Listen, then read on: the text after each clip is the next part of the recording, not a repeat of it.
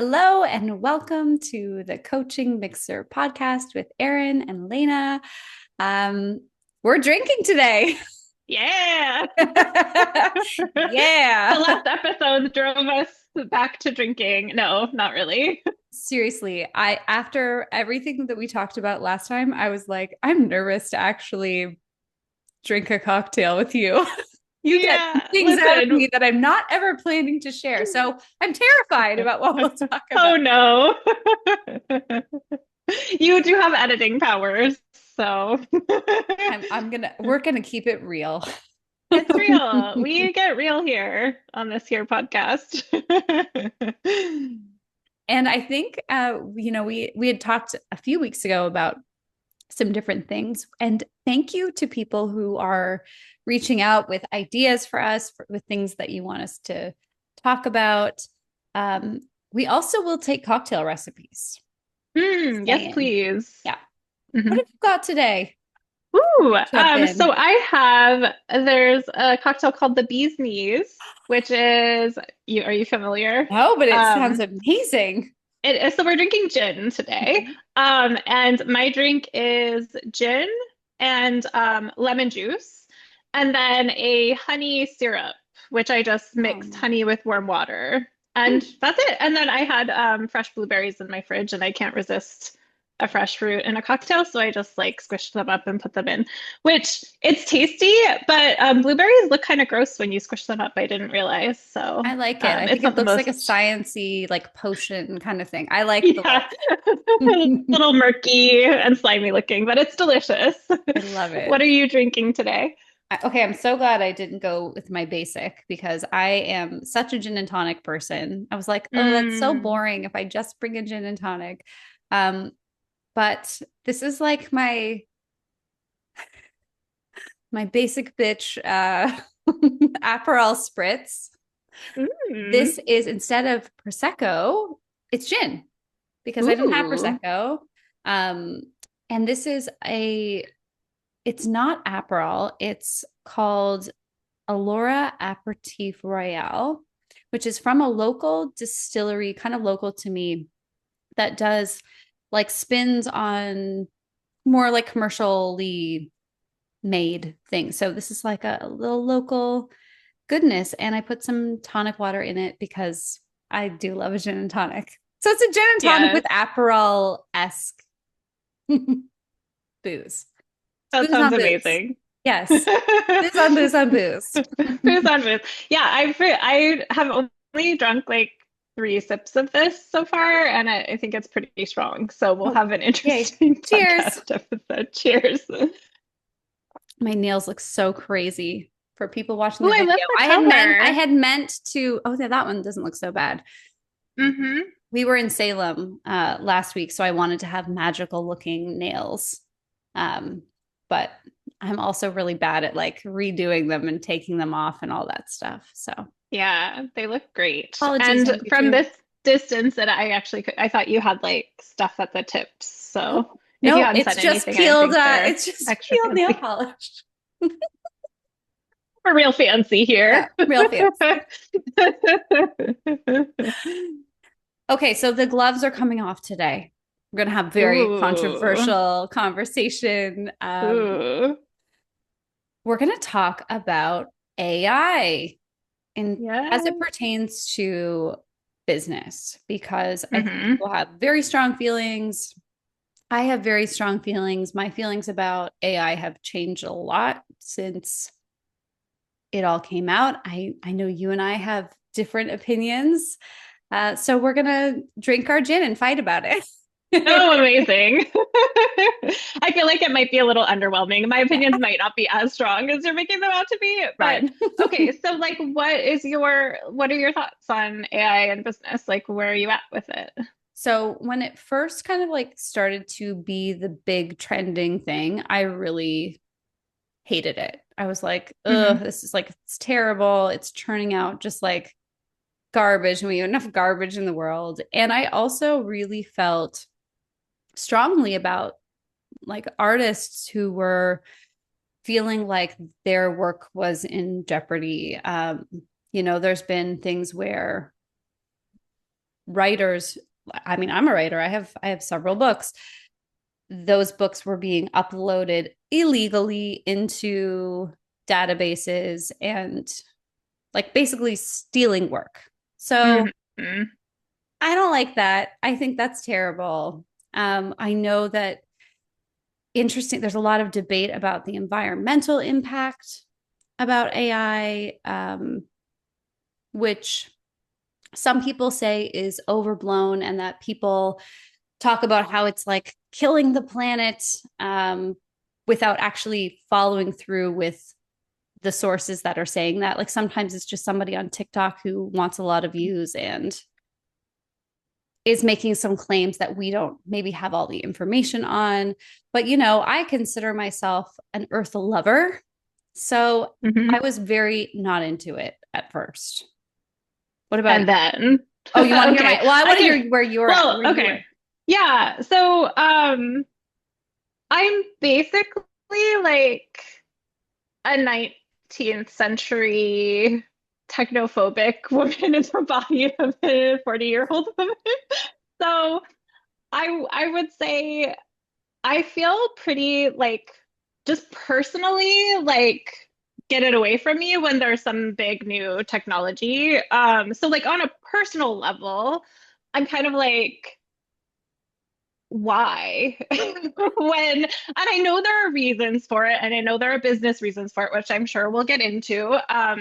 But I do think like I see a lot of people like outsourcing a lot of the creative process that I that gives me life Mm-hmm. to AI. And I think like, why? Like, Mm-hmm. what's the point? Which is kind of interesting. Like, I think AI is raising really interesting questions about the creative process, and like why we do it and why we're compelled to create and what creating actually means. Um, but personally, I haven't found a compelling reason to like integrate AI into my everyday life on a personal level or a business level. Also, I echo all of the like ecological concerns that you raised, as well as the societal concerns in terms of like people's jobs being taken over, which to some degree we can separate from the question of AI, but to another degree we live in the world, and it doesn't seem like, at least in the US, the government is like thinking about how to protect jobs, and Yeah. I don't necessarily have a lot of trust in that. So I have some concerns when it comes to that, as well as, the plagiarism of artists' work to feed the algorithms. So that, I will say, that was like sort of my starting point. Yeah. I feel like a big hypocrite because actually in the last like 2 weeks, I was searching for a way to get YouTube videos, get to make like social media clips from YouTube videos for this podcast. Yes. And I landed on a software that I didn't understand like what it was exactly, but it like took the YouTube video and spat out a clip that I could use on social media. So like I'm actually kind of now like, Yes. okay. I mean, I can see I'm like maybe coming around, but also all of the previous concerns are still there. So that's sort of where I'm at right now. Yeah. Okay. So, I mean, we're not going to fight about it because that's like, I think that's all super fair. And what's really kind of interesting is I think the first couple of years, it was just so bad. And there were people really like trying to sell how great it was, but Mm, there were not a lot of like really useful, intuitive tools. You still had to be a computer programmer to get anything but nonsense from any AI tool. right. But where I'm kind of at with it right now is, you know, a big argument that I will sometimes get when I offer it as a potential supportive tool for a business owner who wants to have a lean team, who maybe doesn't have a huge budget to hire, copywriters or a social media manager or someone to go through our long drunken conversation and pick out some gold. Not everybody like has those resources. And I think that something that when I started my business, it was just such a constant learning curve that I understood why most people quit within the first 6 months to a year. Mm-hmm. Not everybody's a great marketer. Not everybody's a great copywriter. Most people don't want to sit and review their own content. And until those tools kind of started to get better, I was just like, no, I'm out. My lovely husband, it's so funny because I grew up on Star Trek. So normally with tech things, I'm like, beam me up. When can I get a tricorder? When can I be healed with a little So thing? we're opposites in that sense. Like I would like get me on a starship. I would be right there. Hmm. But it really took Steve actually doing an experiment with me where he uploaded our entire book into a closed loop system that does not write it back to the general public. Because I was like, tired of this. I'm not feeding the bot. Don't feed the machine. And he started training it to help me get some like rough draft ideas for social media content that we could pull things from the book and turn it into like a nice little pithy thing that I could stick on Instagram. And starting to work with that and train it, I realized that it actually was teaching me how to give really direct and specific feedback, which is something I Mm. think a lot of business owners struggle with, and why sometimes the humans that they hire can't deliver according to their expectations. Because if you're like, hey, social media manager, I just don't like this post, Uh-huh. that's not feedback that someone can use. Oh, that's so interesting. So it like taught you how to It manage. taught me a lot about how to be more direct. I mean, I think I'm pretty clear. I think I have pretty good communication skills. But Hmm. when there's another person where you're like, I mean, we all humans do this. If I think to myself, ooh, this is way too fluffy, or ugh, this is used the word transformation like 5 times, blah, like this is so Hmm. cliche. I Hmm. couldn't just say that to some really nice new social media person on my team. I would have to like position it and try to find out how they're going to receive it. Like I would do all of this behind the scenes mind drama to try to convey what I really wanted to say, which is tighten this up. Don't use cliche words. Speak to the client. Don't speak like a coach. Hmm. But I can say that to AI and it will just give me another draft, which will help me give it better feedback. And That's so so, interesting. yeah. And so I started kind of playing with this. I was like, still like, I don't know. Now that I'm writing another book, having that as a tool to not have to spend hours writing copy, writing content, to have just sort of like a thinking partner on my team who gets it and will give me something instantly and revises without drama. I mean, they cost $20 a month because it's just whatever the subscription to the service is. It helps me invest in higher quality training for myself because I don't have to pay a salary of someone to do that for me. It helps me invest more time into my book projects and my kind of deeper thinking. So I hear the argument that people are really concerned that we're losing our ability to think if we outsource that thinking to AI. But I've actually experienced, at least personally, I can't speak for everyone, but I've experienced that it's helped me externalize things that I would just stew on for days and days and days Hmm. and actually get feedback and have a conversation and make things that were just kind of running on in the background much more explicit, much more immediate. Um, I can have an idea and I can say, how could I say this through the lens of one of my Superabound tools? And it will give me 10 ideas that function as a really good jumping off point for deeper creative processes. Even when I hate it, even when I'm like, well, that is stupid, or I disagree with that, that gives me kind of like a creative position to work with. Hmm. I still wouldn't listen to AI written music. Huh. Still don't think that like I don't think I would be buying AI generated art. I still Like, like is that as a principle or because you don't think it's good I enough? don't think it's good enough, and I just think that I'm not using AI to replace something that I would normally pay someone else for. I'm using AI to Mm. replace myself because I've never found a social media manager who was like good enough to keep forever. I've Oh, never, that's so interesting. like it's actually reduced my mental load within my personal life, within my business. It's given me back so much more time. Hmm. Um, but not because I'm having it do things that replace me. Like I would never spam people. Like I know this is my annoyance with AI is people who are like, I'm going to create an AI bot to like slide into people's DMs and tell them, ask them a very personal question about how much money they make or how their business is doing. Mm. That I'm Hmm. not down with. Hmm. I think I hope that we can use these kinds of tools to give us back more time to do the human stuff better. Hmm.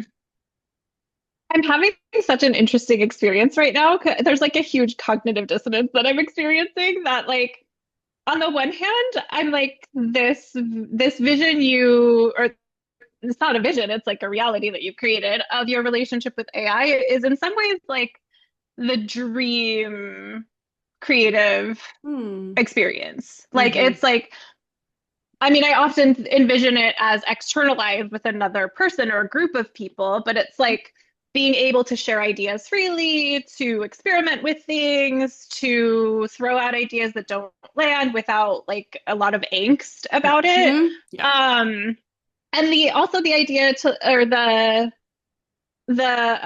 experience of being able to like hone the things that you're really good at and outsource the things that you're not. So on one level, I'm like, oh my God, that sounds like a utopia. That sounds amazing.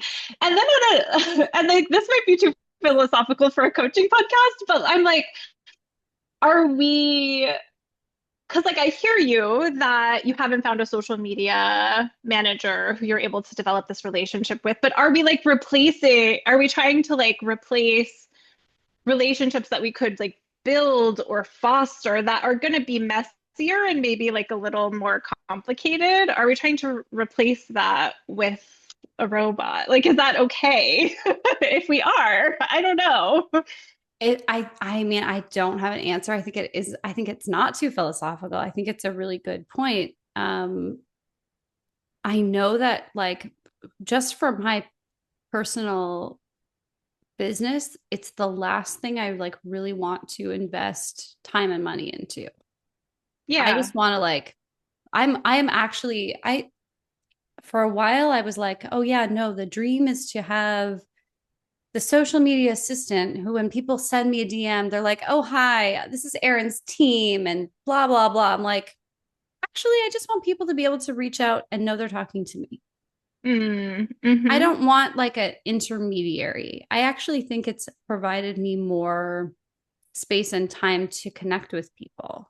mm-hmm. So I totally, and I have friends who are social media managers and who like do amazing work, and they work with people at a level where I think that there is no AI that can do what they do. Yeah. What I think is happening, and where I think a lot of people do feel some of the push pull, is AI can do pretty well. So that means we as human, and maybe we'll talk about this one because this is another new trend. Um, AI as coach or AI as coach therapist. or therapist. Yeah. Mm-hmm. I know so many people who no longer have a therapist, no longer have a coach because they have developed a relationship. And on some level, I'm like, yeah, this is you know 100% that you will not be judged.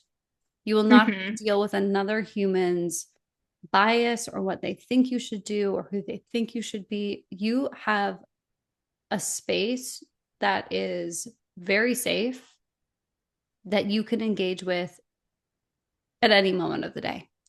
Hmm.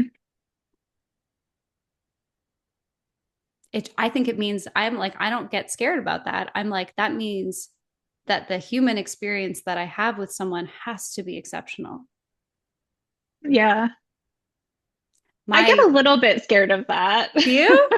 Oh my A gosh. little bit. Not threatened. Like not No, necessarily not threatened, you. You're but amazing. a little bit. Oh. No.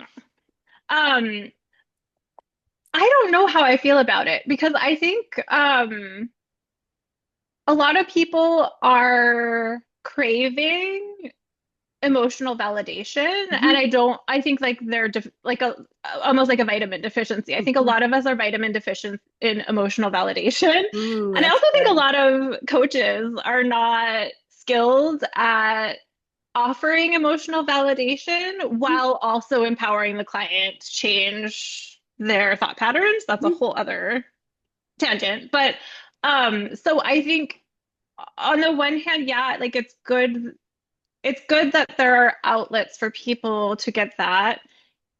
And I think part of the value, actually, like most of the value of a therapeutic or coaching relationship is in the like human to human connection that you build over time Yeah. and like the rupture and repair that you experience within a connection. Like I think that's what helps people heal from traumatic experiences. It's what helps them understand what change looks like.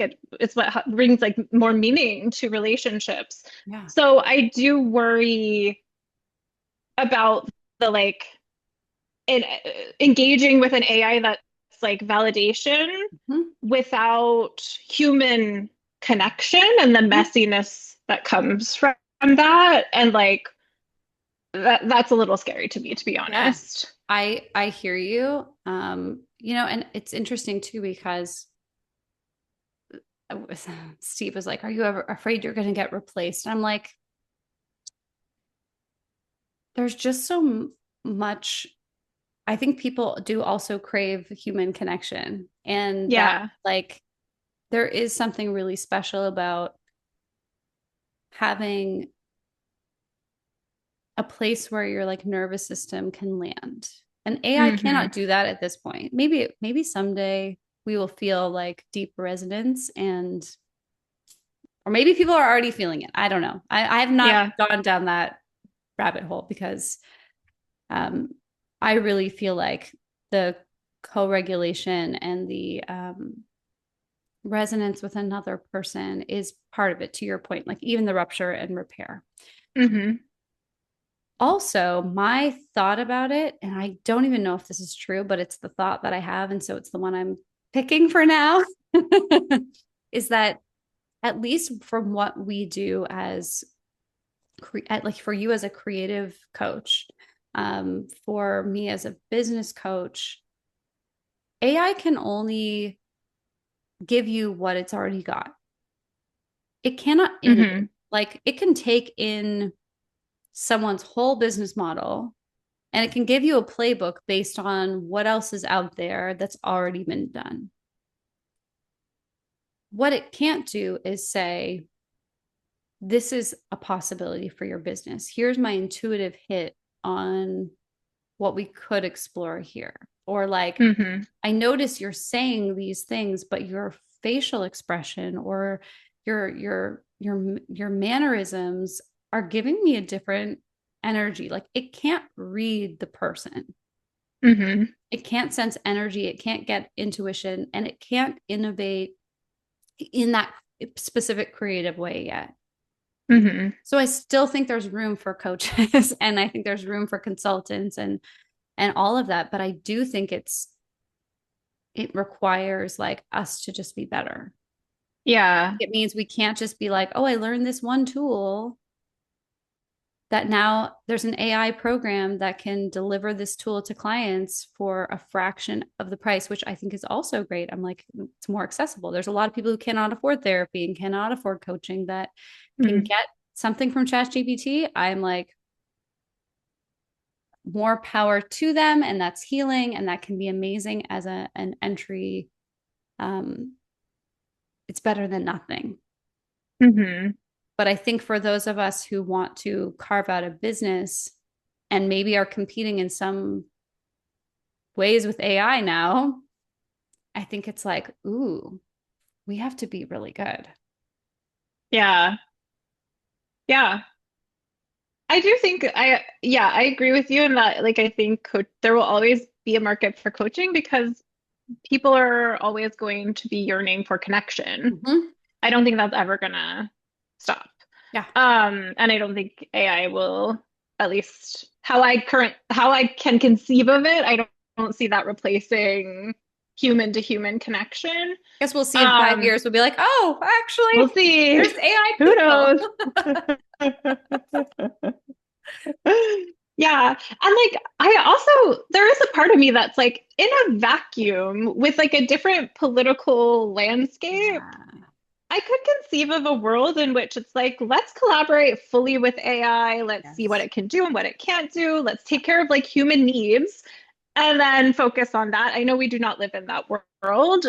So it is an interesting idea. And this idea of like coaches needing to get better to think, I think in my mind, like what getting better means is like being radically present Yes. with the clients, like the Yeah. rote questions that we learned in training. Flossing your teeth isn't going to fly. Brushing your teeth isn't gonna fly. Oh my God. Can't get Only away with because that of shit AI, anymore. though. 10 years ago, totally fine. Hmm. Yeah. We just had to change our thoughts about it as Clay. Right. Oh my God. But I mean,